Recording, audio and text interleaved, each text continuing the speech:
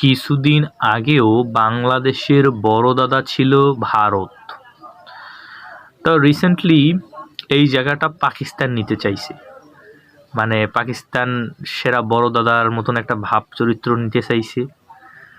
তার উদ্ধৃত ধইরা তারা করছে কি, আপনার বাংলাদেশ ক্রিকেট যে টি-20 বিশ্বকাপ আমরা বয়কট করলাম, তারাও বলে বয়কট করবে, তারা হ্যান করবে ত্যান করবে। তারা একটা ডেডলাইন দিয়ে দিল শুক্রবার থেকে সোমবারের ভিতরে আপনার তারা একটা ডিসিশন জানাবে। তা শুক্রবারও তো কোনো টুটা শব্দ পেলাম না, আজকে শনিবার, আজকেও তেমন কিছু মনে হয় না যে তারা কিছু করবে। মূল কথা হচ্ছে তারা ক্রিকেট বয়কট করবে না।